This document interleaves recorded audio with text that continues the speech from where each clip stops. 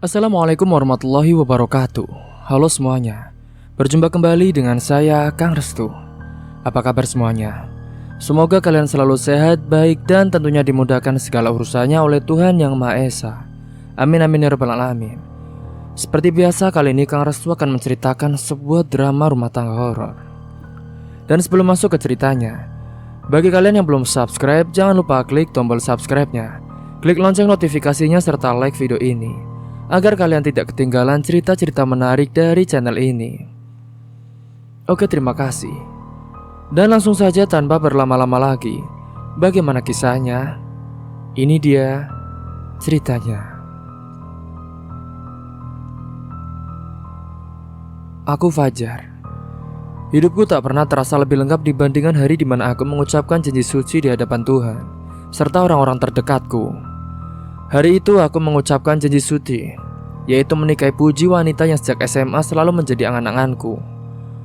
Wanita yang selalu hadir dalam setiap doaku. Rasanya seperti mimpi yang menjadi nyata ketika dia menerima pinanganku. Dan lebih ajaib lagi, saat dia mengatakannya di atas panggung. Puji adalah sosok yang sederhana namun mempesona dengan cara yang unik. Dia bukanlah tipe wanita yang mencolok, tapi justru dalam kesederhanaannya itulah aku jatuh cinta. Senyumnya yang lembut, pandangannya yang tenang, serta keteguhannya dalam menghadapi jalan hidup. Semua itu membuatku merasa beruntung bisa bersamanya. Setiap kali melihatnya, aku merasa Tuhan telah menghadiahkan bidadari untuk menemaniku di bumi ini. Namun pernikahan kami tak semata soal cinta yang murni. Ada tantangan yang harus kami hadapi bersama. Salah satunya adalah keputusan untuk tinggal di rumah mertuaku. Puji adalah anak tunggal, dan orang tuanya, terutama ibunya, sangat bergantung kepadanya. Maka dari itu aku tak keberatan ketika Puji meminta agar kami tinggal bersama mereka, setidaknya sampai kami mampu membeli rumah sendiri. Rumah mertua adalah rumah yang sederhana di pinggiran kota. Sebuah bangunan kecil dengan halaman yang tak begitu luas, tapi cukup nyaman untuk ditinggali. Ibu mertua meski sudah berusia lanjut, masih sangat sehat dan aktif. Dia seringkali memasak untuk kami, dan sesekali bercanda bahwa aku kini menjadi anak lelakinya. Suasana di rumah itu selalu hangat dan aku tahu Puji merasa tenang berada di dekat dengan ibunya. Aku bekerja sebagai sales perabotan. Hidupku memang tak semewah sebagian orang. Setiap hari aku keluar dengan sepeda motor menjajakan produk dari rumah ke rumah. Aku bekerja keras setiap hari, berusaha sebaik mungkin untuk memenuhi kebutuhan rumah tangga kami. Memang pendapatan yang aku dapatkan tidaklah besar, namun aku bertekad untuk memberikan yang terbaik untuk istriku. Setiap kali aku pulang dengan membawa hasil jerih payahku, senyuman Puji selalu mengobati lelahku. Dia selalu bersyukur dengan apa yang kami miliki, dan itu membuatku semakin mencintainya. Terkadang aku juga merasa sedikit minder karena hanya bekerja sebagai sales. Teman-temanku dari SMA banyak yang sudah bekerja di kantor dengan gaji yang jauh lebih besar daripada aku. Ada yang menjadi pegawai negeri, ada yang bekerja di perusahaan besar. Sementara aku, setiap hari hanya berkeliling dengan sepeda motor bututku, berharap ada pelanggan yang tertarik membeli perabotan yang aku tawarkan. Tapi Puji, istriku, selalu ada untuk menguatkanku. "Mas, kamu harus semangat ya mas. Jangan pikirkan apa kata orang mas. Yang penting kita bahagia dan bisa menjalani hidup bersama kamu mas. Aku tidak butuh kekayaan berlimpah. Aku hanya butuh kamu selalu ada untukku mas," katanya suatu malam ketika aku pulang dengan wajah yang lelah. Kata-kata itu selalu terngiang di kepalaku. Aku tahu bahwa Puji mencintaiku dengan tulus, tanpa memperdulikan kekuranganku. Baginya kehadiranku sudah lebih dari cukup.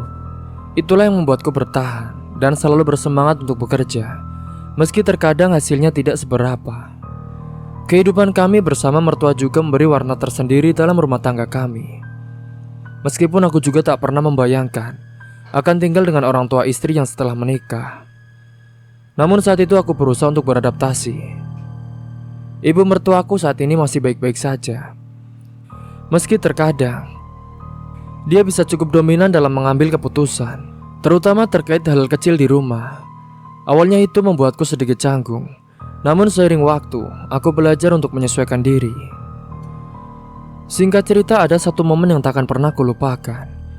Suatu hari saat itu sedang makan malam, ibu mertuaku menyarankan agar aku mencari pekerjaan lain. Dia pun berkata dengan lembut tapi dengan tegas, "Fajar, kamu sudah berusaha keras sebagai sales. Ibu juga tahu itu. Tapi mungkin sudah waktunya ya. Kamu itu harus mencoba mencari pekerjaan lain yang bisa lebih menjanjikan untuk masa depan kami. Kamu juga kan punya keluarga yang harus kamu jaga, terutama Puji." Aku terdiam bukan karena aku tidak menghargai nasihatnya, tapi karena aku merasa seolah apa yang selama ini aku lakukan tidaklah cukup. Puji yang duduk di sebelahku menggenggam tanganku dengan lembut di bawah meja, seolah-olah ingin memberikanku kekuatan. "Mah, Mas Fajar sudah melakukan yang terbaik, Mah. Kami baik-baik saja kok. Lagian, tidak perlu untuk terburu-buru mencari pekerjaan lain, Mah." Ucap Puji menimpali, membela aku dengan penuh kasih sayang. Momen itu membuatku sadar betapa besarnya cinta Puji kepadaku. Dia tak pernah menuntut lebih, meski orang lain termasuk keluarganya sendiri merasa aku bisa melakukan hal lain yang lebih besar. Tapi bagiku pekerjaan ini adalah bagian dari perjuangan yang harus aku hadapi. Aku ingin membuktikan bahwa aku bisa membangun keluarga kecil kami dengan hasil keringatku sendiri. Tantangan demi tantangan terus datang dalam kehidupan kami, namun aku dan Puji selalu berhasil melewatinya bersama-sama. Memang kami bukanlah pasangan yang sempurna, dan kehidupan kami jauh dari kemewahan. Setiap hari pekerjaan sebagai sales perabotan mengharuskanku untuk menghadapi berbagai macam orang dengan karakter yang berbeda-beda. Hari-hari panjang di atas sepeda motor menjadi bagian dari rutinitasku, berkeliling dari satu rumah ke rumah yang lain untuk menawarkan barang, sekaligus menagih pembayaran cicilan dari pelanggan. Meski pekerjaanku sederhana dan terkadang melelahkan, aku selalu berusaha menjalaninya dengan senyuman. Singkatnya, pagi itu setelah sarapan di rumah mertua dan mencium kening Puji, aku memulai hari kerjaku. Angin pagi yang sejuk menyambutku saat aku menyalakan sepeda motor bututku dan mulai melaju menyusuri jalan-jalan sempit di kota kecil ini. Di jok belakang sepeda motor ada beberapa katalog perabotan dan satu kantong kecil untuk menyimpan uang tagihan. Destinasi pertama adalah rumah Bu Anjani, seorang ibu parubaya yang sudah lama menjadi pelangganku. Dia membeli lemari dari tempatku bekerja dan setiap bulannya mencicil pembayarannya. Saat aku tiba di depan rumahnya, dia sedang duduk di teras sambil mengupas bawang-bawang. "Bu Anjani, selamat pagi, Bu," sapaku dengan senyum lebar. Fajar, pagi juga. Udah mau nagih lagi ya?" tanyanya sambil tertawa kecil. "Iya, Bu, sudah waktunya cicilan bulan ini." Saat itu dia pun segera masuk ke dalam rumah, dan tak lama kemudian dia keluar dengan uang di tangannya. "Ini anak, maaf, ibu cuma bisa bayar segini dulu. Sisanya minggu depan ya." Aku pun tersenyum dan mengangguk. "Iya, Bu, tidak apa-apa. Yang penting ada niat untuk membayar. Saya catat dulu ya, Bu." Setelah menagih di rumah Bu Anjani, aku melanjutkan perjalanan ke rumah berikutnya. Kali ini ke rumah Bu Caca, pelanggan yang membeli meja makan beberapa bulan lalu. Setiap kali ke rumah Bu Caca, aku selalu disambut dengan keramahan. Meskipun aku tahu kadang-kadang keadaannya semakin sulit. Tapi saat itu, ketika aku mengetuk pintunya, Bu Caca langsung keluar dengan wajah yang cemas. "Aduh, Mas Fajar, maaf ya Mas. Bulan ini aku belum bisa bayar cicilan, Mas. Lagi susah. Anakku baru sakit, Mas." Aku bisa melihat kekhawatiran di wajahnya, dan aku paham betul bagaimana beratnya beban yang dia pikul. Aku menggeleng pelan sambil tersenyum. "Ya sudah, Bu, tidak apa-apa. Saya mengerti kok, Bu. Yang penting ibu tetap sehat ya, dan semoga anaknya juga cepat sembuh." Dia tersenyum penuh dan juga mengucapkan terima kasih. Lalu kami berbincang sebentar sebelum aku melanjutkan perjalanan. Setiap hari pekerjaanku yang dilalui seperti itu, menemui orang-orang, menagih cicilan dengan senyuman, dan mendengar kisah-kisah kehidupan dari mereka. Dari pekerjaan ini juga mengajarkanku untuk lebih memahami kesulitan orang lain dan betapa pentingnya bersikap sabar serta penuh pengertian. Ada juga hari di mana aku bisa membawa pulang uang lebih banyak, tapi ada juga hari di mana aku pulang dengan kantong nyaris kosong. Setelah seharian berkeliling menagih cicilan dari pelanggan, aku merasa lega ketika akhirnya memutuskan untuk pulang. Sepanjang perjalanan menuju rumah, pikiranku saat itu berkecamuk, merenungi hari ini yang terasa lebih berat dari biasanya. Dari beberapa rumah yang aku datangi, tidak banyak yang bisa membayar penuh. Uang yang terkumpul hari ini hanya cukup untuk kebutuhan pokok kami, tapi tidak lebih dari itu. Saat itu angin sore pun berembus lembut saat aku sampai di halaman rumah.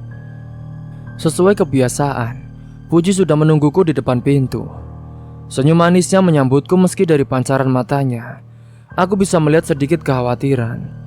Tapi sebelum sempat berbicara, ibu mertuaku pun muncul dari dalam rumah dengan wajah ceria. Fajar, kamu sudah pulang. Kebetulan sekali, seru ibu dengan nada riang sambil melangkah mendekat kepadaku. Aku mengangguk sambil tersenyum tipis, meski lelah sudah terasa menggerogoti tubuhku. Iya bu, ada apa? Ibu mertuaku tersenyum dengan lebar, seolah sudah tak sabar untuk menyampaikan sesuatu. Kamu tahu kan, minggu depan ada acara pengajian ibu-ibu desa. Nah, ibu butuh baju gamis baru untuk acara itu, nak. Gak enak kalau pakai yang lama-lama terus. Nanti bisa kan kamu belikan? Aku terdiam sejenak, mencerna permintaan itu. Sebenarnya tidak ada yang salah dengan permintaan dari ibu. Sebagai bagian dari keluarga, wajar jika beliau ingin tampil rapi di acara-acara penting. Tetapi masalahnya hari ini aku hanya mendapat uang yang pas-pasan. Dengan segala kebutuhan rumah tangga yang harus kupenuhi, memenuhi permintaan ini adalah tantangan tersendiri. Namun di bawah tatapan antusiasnya, aku tak bisa menolaknya. Aku terpaksa mengangguk perlahan meski hatiku terasa berat. Iya bu, nanti aku usahakan ya bu. Ibu mertuaku pun tersenyum puas mendengar itu, lalu melangkah kembali ke dalam rumah tanpa menyadari kebingungan yang telah kurasakan. Setelah ibu masuk, Puji yang dari tadi berdiri di belakangku. Dia segera menghampiriku, matanya menyiratkan perasaan bersalah yang mendalam. Mas, maaf ya, ibu memang sering meminta hal seperti itu. Dia gak sadar mas, kalau kondisi kita lagi pas-pasan. Katanya pelan, suaranya juga terdengar berat. Aku menarik nafas panjang, lalu berusaha tersenyum pada Puji. Tidak apa-apa, ibu mungkin tidak tahu kondisi kita sayang. Dan aku juga gak mau bikin dia merasa gak nyaman. Kamu tenang saja ya, nanti aku cari cara untuk beliin gamisnya. Puji menunduk seolah tidak bisa menyembunyikan rasa bersalahnya. Aku tahu kamu sudah bekerja keras mas, tapi kadang aku merasa gak enak karena ibu terus bergantung sama kamu mas. Nanti aku coba bicara ya mas, tapi dia masih sering minta ini itu mas. Aku benar-benar minta maaf ya sama kamu. Aku mengangkat tangannya, menggenggamnya dengan lembut. Sayang, kamu gak perlu minta maaf. Kita ini keluarga, saling bantu itu sudah sewajarnya. Lagi pula ibu juga gak minta yang berlebihan kok. Aku cuma butuh cari cara supaya semua tetap bisa terpenuhi. Meskipun aku mencoba menguatkan Puji, dalam hati aku sendiri merasa sedikit tertekan. Aku tahu Puji tidak senang dengan situasi ini, dan jujur saja aku juga merasakan hal yang sama. Hidup bersama mertua membawa tanggung jawab tambahan yang kadang terasa berat. Tapi aku juga sadar bahwa ini adalah bagian dari hidupku, bagian dari pernikahan dan keluarga yang kami bangun. Setelah berbincang-bincang itu, kami pun duduk di ruang tamu. Aku bercerita tentang beberapa ibu-ibu yang belum bisa bayar cicilan hari ini. Sementara saat itu Puji mendengarkan dengan penuh perhatian. Meski hidup kami penuh tantangan, momen-momen seperti ini membuatku merasa segalanya akan baik-baik saja. Malam itu pun setelah selesai makan malam bersama ibu dan Puji, aku duduk merenung di kamarku. Pikiranku melayang pada bagaimana caraku memenuhi permintaan ibu mertuaku. Meskipun hatiku berat, aku tetap bertekad untuk memberikan yang terbaik bagi keluargaku, termasuk ibu mertuaku. Aku sadar bahwa menjadi kepala keluarga berarti harus mampu menjaga keseimbangan antara kebutuhan istri, mertua dan juga diriku sendiri. Aku juga tidak lupa untuk berdoa di dalam hati, memohon kekuatan untuk terus menjalani semua ini dengan sabar dan ikhlas. Keesokan harinya seperti biasa, aku berangkat kerja dengan sepeda motor tuaku, menyusuri jalan-jalan berdebu berkeliling dari rumah ke rumah untuk menagih cicilan. Namun dalam hatiku ada kekhawatiran yang sulit ditepis. Permintaan ibu mertuaku untuk membelikan gamis masih terngiang di kepalaku. Aku tahu pasti dia menantikan baju baru itu untuk pengajian minggu depan. Tapi memang untuk saat ini, kondisi keuanganku belum memungkinkan. Meski sudah berusaha keras, penghasilan dari hari ke hari hanya cukup untuk kebutuhan pokok saja. Singkatnya saat tiba di rumah, saat itu aku mampir ke rumah Bu Anjani pagi itu. Aku disambut dengan wajah penuh penyesalan. Mas Fajar, maaf ya, bulan ini saya benar-benar gak bisa bayar mas. Dagangan saya lagi sepi. Anak-anak juga butuh biaya sekolah mas, ucap Bu Anjani sambil menggeleng. Aku tersenyum mencoba tidak menunjukkan kekecewaan. Ya sudah, tidak apa-apa Bu, saya paham. Tapi bulan depan bisa dilunasi ya Bu. Kalau Ibu ada rezeki lebih, nanti Bu Anjani kabari saya aja. Setelah itu aku melanjutkan perjalananku ke rumah-rumah pelanggan lain. Tapi hasilnya hampir sama. Bu Caca yang biasanya selalu tepat waktu membayar juga meminta waktu lebih karena anaknya baru saja masuk rumah sakit. Dalam hati aku sepenuhnya mengerti. Sambil melaju di atas motor, pikiranku saat itu melayang pada bagaimana aku bisa memenuhi permintaan ibu mertuaku. Sudah beberapa hari ini aku juga sibuk mencari lowongan kerja di sela-sela waktu menagih cicilan. Setiap kali ada waktu luang, aku membuka aplikasi loker di ponselku, berharap ada kesempatan baru yang bisa kubidik. Namun sampai saat ini, belum ada pekerjaan yang sesuai, apalagi yang bisa memberikan gaji lebih baik dari pekerjaanku sebagai sales perabotan. Seminggu berlalu dengan cepat, dan hari pengajian yang ditunggu-tunggu oleh ibu mertuaku pun telah tiba. Pagi itu suasana di rumah terasa sedikit tegang. Ibu mertuaku sudah bangun sejak subuh, mempersiapkan diri untuk acara. Dia juga tampak sibuk memilih baju, namun raut wajahnya tak bisa menyembunyikan kekecewaannya. Fajar, panggil ibu, suaranya terdengar sedikit tajam. Kamu kan sudah janji akan belikan ibu gamis baru. Mana baju yang ibu minta? Pengajiannya sudah siang ini loh. Kok sampai sekarang belum ada sih? Aku terdiam, menatap lantai sambil mencari kata-kata yang tepat untuk mencari penjelasan situasiku. Namun sebelum aku sempat menjawab, ibu sudah melanjutkan omelannya. Kamu ini gimana sih Fajar? Masa cuma minta beliin gamis saja kamu gak mampu? Lihat suami-suami dari teman-teman pengajian ibu. Mereka semua bisa membelikan istri mereka apa yang mereka mau. Lihat saja suaminya Bu Darmi. Dia baru beli emas untuk istrinya. Lalu suaminya Bu Siti, dia bisa belikan baju baru setiap bulan. Tapi kamu... Suaranya semakin meninggi penuh dengan perbandingan. Puji yang mendengar suara ibunya segera muncul dari kamar. Wajahnya pucat seolah tahu apa yang akan terjadi. Dia berdiri di belakangku, tangannya menggenggam erat lenganku untuk mencoba menenangkan situasi. Ibu, sudah jangan begitu Bu. Mas Fajar sudah berusaha. Dia juga kerja keras setiap hari Bu, kata Puji lembut berusaha membela suaminya. Tapi saat itu ibu tidak peduli. Berusaha? Mana hasilnya Puji? Kalian itu kan sudah menikah bertahun-tahun, tapi hidup kalian masih begini-begini saja. Ibu ini sudah tua Puji. Kalau ibu mau minta sedikit, apa itu terlalu berlebihan?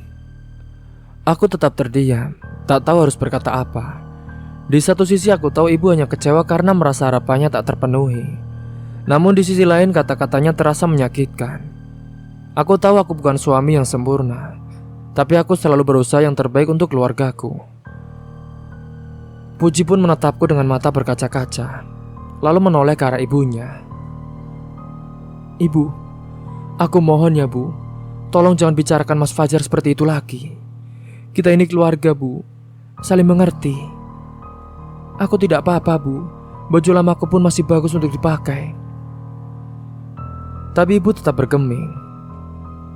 Kamu selalu aja bela suamimu, Puji. Fajar ini belum bisa memenuhi tanggung jawab.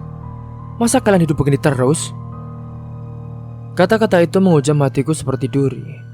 Aku ingin membela diri, mengatakan bahwa aku bekerja keras setiap hari, bahwa aku tidak pernah malas, bahwa aku juga ingin memberikan yang terbaik untuk Puji dan ibuku. Tapi suara itu tak pernah aku keluar. Aku hanya bisa menunduk membiarkan ibu terus berbicara, membandingkan aku dengan suami-suami lain yang lebih mapan. Maaf, Bu. Akhirnya hanya itu yang bisa kuucapkan. Aku belum bisa beli gamis sekarang, Bu. Mungkin nanti, setelah aku ada rezeki lebih. Ibu mendengus kecewa, lalu masuk ke dalam kamar tanpa berkata lagi. Pintu kamar tertutup dengan keras, meninggalkan keheningan yang membuat dadaku terasa sesak. Aku tahu ibu marah, dan mungkin rasa kecewa itu akan terus ada selama aku belum bisa memenuhi harapannya. Puji yang memandangku, dia pun menghela nafas panjang lalu menatapku dengan lembut. Mas, maaf ya, aku tahu kamu sudah berusaha. Hari itu pun ibu mertuaku memilih untuk tidak menghadiri pengajian. Aku juga bisa melihat raut wajahnya yang kecewa dan marah sepanjang hari. Dia tidak mengatakan apa-apa setelah pagi itu, tetapi diamnya lebih berbicara daripada kata-kata. Suasana di rumah jadi terasa tegang. Aku berusaha menghindari konfrontasi, memilih untuk tenggelam dalam pikiranku sendiri, merenungi apa yang harus kulakukan selanjutnya. Singkatnya menjelang malam, kami semua duduk di meja makan bersama. Ibu mertuaku duduk di ujung meja, sementara aku dan Puji duduk bersebelahan. Makan malam itu terasa hampa. Tak ada suara canda seperti biasanya, hanya dentingan sendok dan garpu yang sesekali terdengar memecik keheningan. Aku hanya mengambil sedikit nasi dan lauk, meski sebenarnya perutku terasa lapar setelah seharian bekerja. Namun rasa bersalah dan kecanggungan membuatku tak berani makan banyak. Lagi pula, aku merasa seperti hanya menumpang di rumah ini, dan beban itu makin terasa berat setelah kejadian pagi tadi. Sepanjang hari itu ibu mertuaku tidak menatapku sedikit pun. Wajahnya tetap lurus ke depan, dingin dan datar. Puji sesekali melirikku, berusaha tersenyum untuk memberikan dukungan. Singkatnya setelah selesai makan, aku bergegas merapikan piring dan membersihkan meja. Aku berusaha melakukan apapun yang bisa membuatku merasa sedikit lebih berguna di rumah ini, meski hanya sekedar membersihkan sisa makan malam.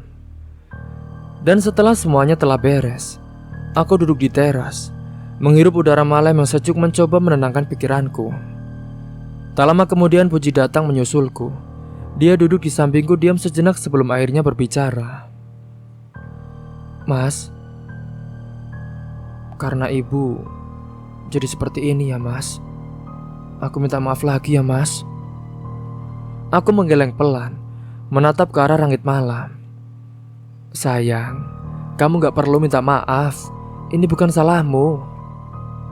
Tapi aku ngerasa gak enak mas. Ibu mungkin sedikit keras, tapi aku tahu mas, dia sebenarnya sayang sama kamu.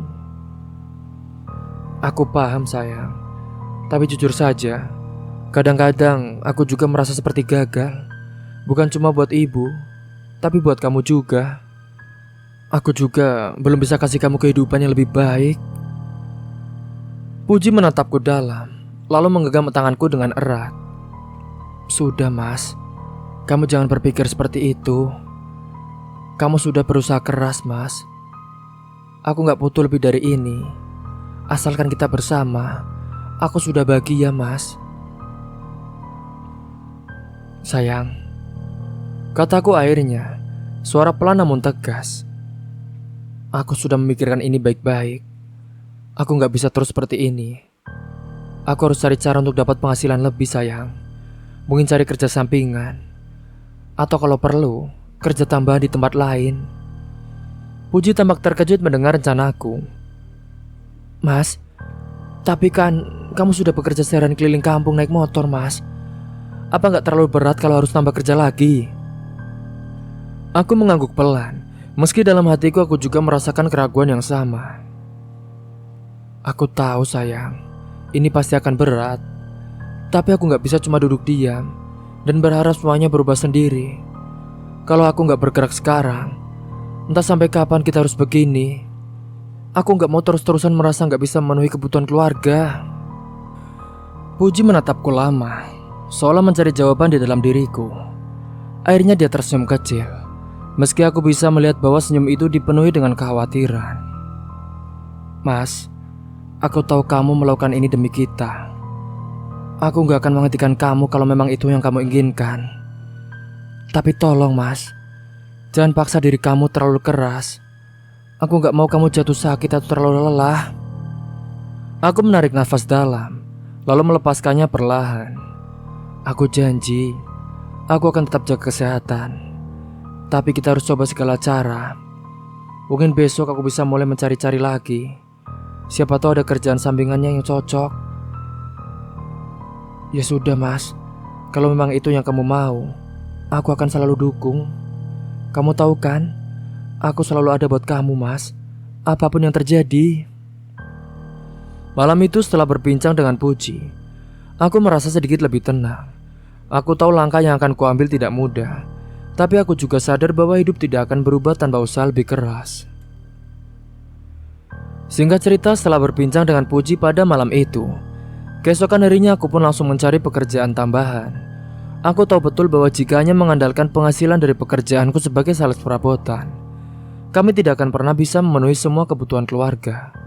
Apalagi permintaan-permintaan dari ibu mertuaku. Setelah seharian berkeliling menagih cicilan seperti biasa, pada hari itu sore itu, aku menuju terminal kota. Dari obrolan dengan salah satu kenalanku, aku mendengar bahwa ada pekerjaan mencuci bus di sana. Pekerjaan yang bisa dilakukan pada malam hari ketika bus-bus mulai berhenti di terminal. Aku memutuskan untuk mencobanya. Meskipun aku juga tahu tubuhku akan dipaksa bekerja lebih keras daripada biasanya. Terminal itu ramai dengan suara klakson, mesin yang menderu, dan juga suara pedagang yang menjajakan dagangannya. Asap knalpot bus memenuhi udara saat itu, bercampur dengan bau aspal yang terbakar matahari. Aku mendekati seorang pria tua yang sedang duduk di pinggir halte. Tampaknya dia adalah pengawas para pekerja di sana. "Permisi pak," sapaku sambil sedikit membungkuk. "Saya dengar di sini ada kerjaan tambahan, mencuci bus. Apakah masih ada lowongannya pak?" Pria itu mengangkat wajahnya, menatapku dengan mata tajam, lalu menghisap rokoknya dalam-dalam. "Oh, kamu yang nyari kerjaan ya? Kerjaan cuci bus memang gak mudah, apalagi kalau malam. Kamu yakin mau ambil?" Aku mengangguk dengan mantap, meski dalam hati ada sedikit keraguan. "Iya pak, saya mau coba. Saya butuh kerja tambahan pak, apapun itu." Dia pun tersenyum kecil, tampaknya menghargai niatku itu. "Baiklah, kalau begitu kamu bisa mulai malam ini. Bus-bus mulai masuk jam 8 malam. Kamu harus siap kotor dan capek, karena ini bukan kerja yang santai." Aku tersenyum lega. "Iya pak, siap. Saya akan lakukan yang terbaik." Singkatnya malam itu aku pun kembali ke terminal setelah makan malam bersama Puji. Ia terlihat khawatir saat aku berpamitan. Tapi seperti biasa, ia tidak menahanku. Puji tahu bahwa ini adalah bagian dari upayaku untuk memperbaiki keadaan. Dan meskipun ia mungkin tidak setuju sepenuhnya, dia memilih untuk mendukungku dalam diam. Setibanya di terminal, aku pun langsung bergabung dengan para pekerja lain yang sudah lebih dulu ada di sana. Saat itu kami diberi ember besar, sabun dan juga kain lap. Aku mulai mencuci bus dengan semangat. Keringat bercucuran dari keningku, yang bercampur dengan air sabun yang memercik dari dinding-dinding besar bus. Tanganku bekerja tanpa henti, menggosok setiap bagian bodi bus, dari jendela hingga roda. Pekerjaan ini memang berat, jauh lebih melelahkan dibandingkan pekerjaanku sebagai sales. Namun setiap kali aku merasa lelah, aku mengingat wajah Puji dan senyumannya yang selalu memberiku kekuatan.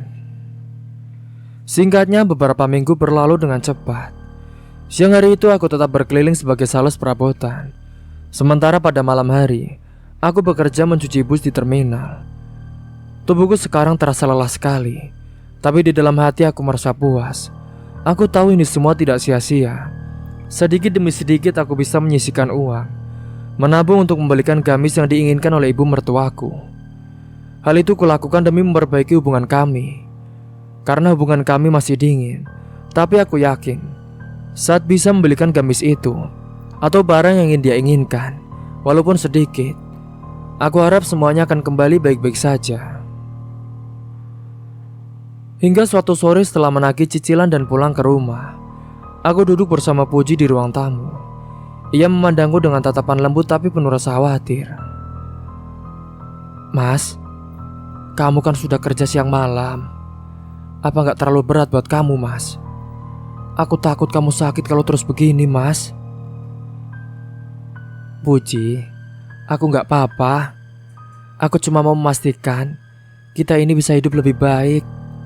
Lagi pula, aku juga sudah hampir cukup untuk beli gamis buat ibu. Aku cuma butuh sedikit lagi. Puji menatapku dengan penuh kasih sayang. Aku senang kamu begitu semangat, Mas. Tapi tolong jaga kesehatanmu. Kalau kamu jatuh sakit, kita akan lebih kesulitan, Mas. Puji, aku janji aku akan hati-hati. Ini semua aku juga harus tunjukkan kepada ibu bahwa aku bisa memenuhi harapannya. Aku gak mau dia terus merasa kecewa sama aku, apalagi terus membandingkanku dengan yang lain. Akhirnya setelah berminggu-minggu bekerja keras, tabunganku terasa cukup. Pada waktu sore itu setelah pulang dari bekerja, aku pun mampir ke toko pakaian di pinggir kota. Aku memilih gamis dengan warna yang anggun, sesuai dengan selera dari ibu mertuaku. Gamis itu berwarna ungu lembut, dengan bordir bunga di bagian dada. Terlihat sederhana tapi tetap elegan. Harganya saat itu cukup mahal. Aku juga membayangkan betapa senangnya ibu ketika menerima gamis ini. Saat tiba di rumah, saat itu aku mendapati ibu sedang duduk di ruang tamu sambil menonton televisi. Wajahnya masih dingin seperti biasanya akhir-akhir ini. Aku pun melangkah mendekat membawa kantong berisi gamis itu. Bu, ini bu, buat ibu, kataku pelan sambil menyerahkan kantong belanjaan itu. Ibu menoleh tampak terkejut. Dia pun memandang kantong itu sejenak sebelum mengambilnya. Perlahan dia pun membuka kantongnya, melihat isi di dalamnya. Ketika dia menyadari bahwa itu adalah gamis baru, mata ibu melebar, tampak kaget namun juga tersentuh. Gamis? Ini untuk ibu? Iya bu, ini kan yang ibu minta waktu itu. Maaf ya bu, baru bisa membelikan sekarang.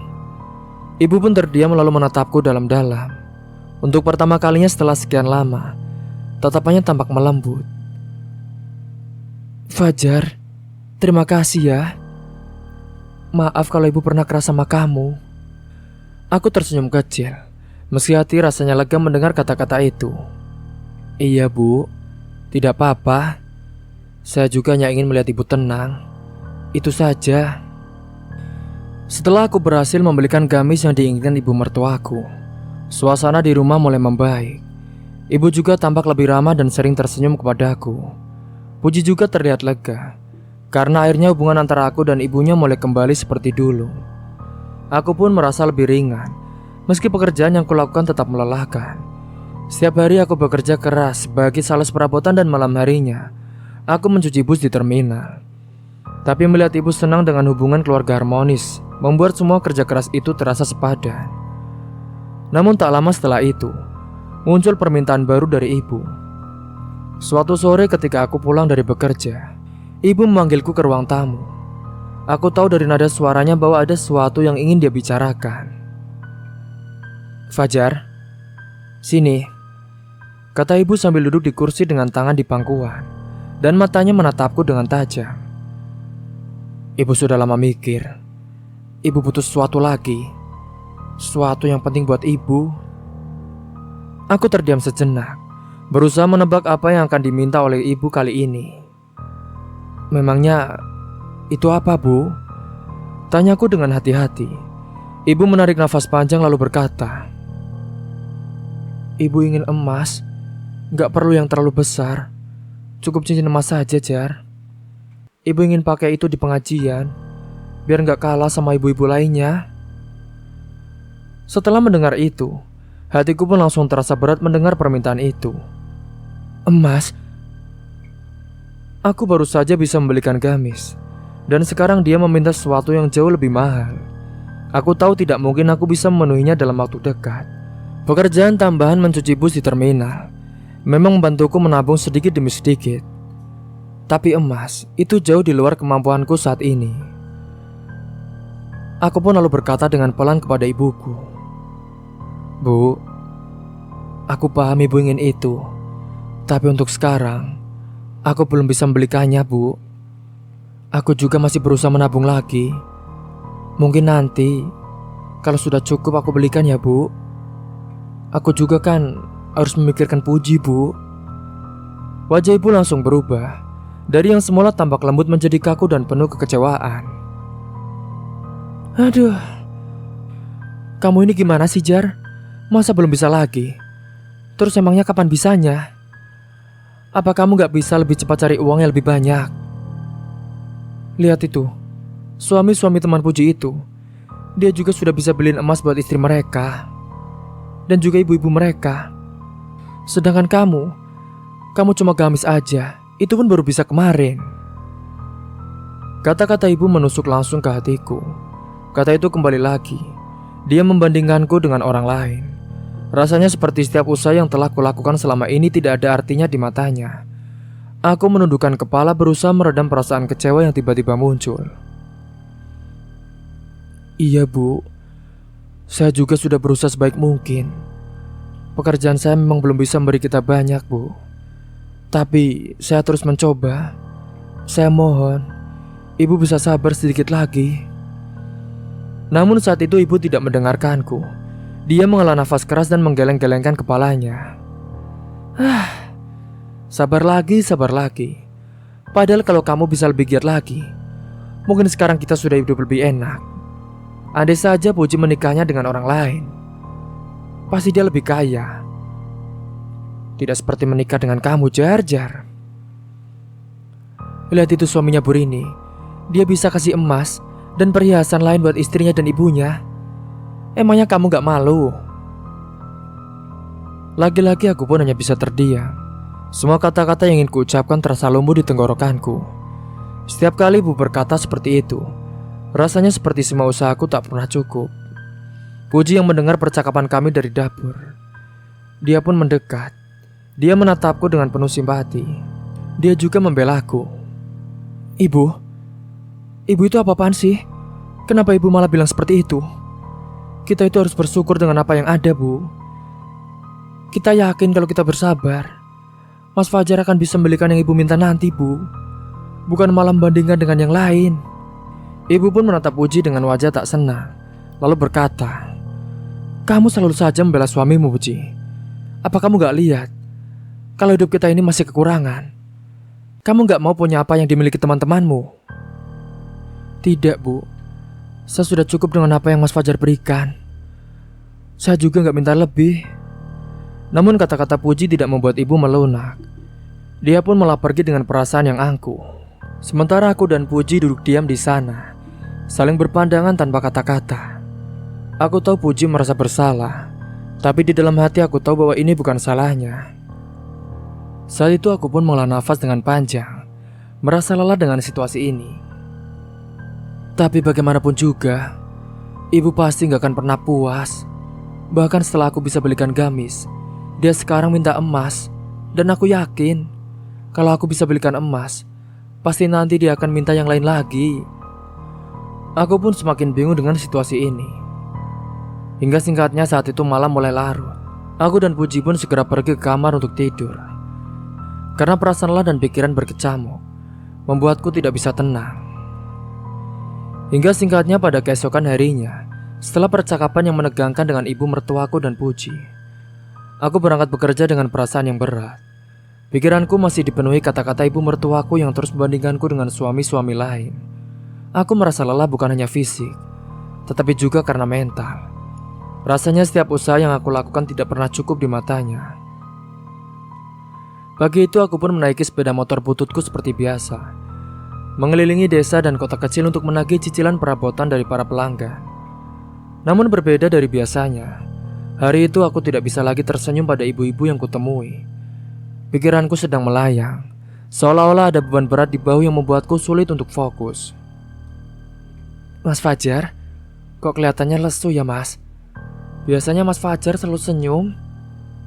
Ujar Bu Aminah, salah satu pelanggan setiaku yang sedang membayar cicilan meja makan. Aku hanya tersenyum kecil menanggapi itu, berusaha menutupi perasaan yang sebenarnya. Oh, gak apa-apa Bu. Saya cuma lagi kecapean saja Bu. Dan singkatnya, setelah menyelesaikan tugasku pada pagi hari, malam hari pun telah tiba. Aku kembali ke terminal untuk pekerjaan kedua, yaitu mencuci bus. Terminal selalu penuh hiruk-pikuk saat malam. Suara mesin bus yang menderu, orang-orang yang sibuk dengan aktivitasnya, serta para pedagang yang masih semangat menjajakan makanan meski sudah larut malam. Saat itu sambil membersihkan bus, aku mengobrol dengan beberapa teman kerja di terminal. Mereka semua adalah pekerja keras seperti aku. Kebanyakan dari mereka juga melakukan pekerjaan ini sebagai tambahan penghasilan. Hari ini ya, tetangga gue baru aja pulang dari rumah sakit, kata salah seorang temanku, Ari, yang sedang mengelap jendela bus. Dia katanya kemarin habis donor ginjal buat kakaknya yang sakit parah. Aku yang sedang menyiram air ke bodi bus menghentikan gerakan tangan sejenak dan menoleh ke arah Ari. Donor ginjal? Serius? Iya, kakaknya sih kena gagal ginjal. Udah lama banget butuh donor. Untung tetanggaku cocok, jadi dia kasih satu ginjalnya. Tapi yang bikin kaget ya, dia itu dapat kompensasi dari keluarga kakaknya. Katanya sih biarpun itu keluarga, tetap aja keluarganya ngasih imbalan buat bantu biaya hidup ke depannya. Aku terdiam mendengar dengan seksama ucapan itu. Kompensasi? Maksudnya kayak uang gitu? Ari mengangguk lagi. Iya, katanya sih gak kecil juga. Katanya bisa buat buka usaha kecil-kecilan. Sekarang buktinya dia juga bisa bantu keluarganya. Obrolan itu tampak biasa saja di mata temanku, tapi di pikiranku, ide gila pun mulai muncul. Aku tahu menjual organ adalah tindakan yang sangat beresiko. Tetapi dalam keadaan tertekan seperti ini, setiap cara untuk keluar dari masalah tampak seperti pilihan. Kalau saja aku bisa mendapatkan uang dari menjual ginjalku, aku mungkin bisa membuka usaha baru. Dengan usaha itu aku bisa menghasilkan lebih banyak uang dan memenuhi semua permintaan ibu mertuaku. Aku juga bisa membuat hidup kami lebih nyaman, membuat Puji bahagia, dan akhirnya membuktikan bahwa aku tidak kalah dengan suami-suami yang lain. Cerita pun sampai di sini dulu. Tunggu kelanjutannya di part selanjutnya. Mungkin itu saja yang dapat saya sampaikan. Kurang lebihnya mohon maaf apabila ada salah kata ataupun ucapan yang kurang berkenan bagi kalian semua. Sampai jumpa di cerita selanjutnya. Akhir kata, wassalamualaikum warahmatullahi wabarakatuh.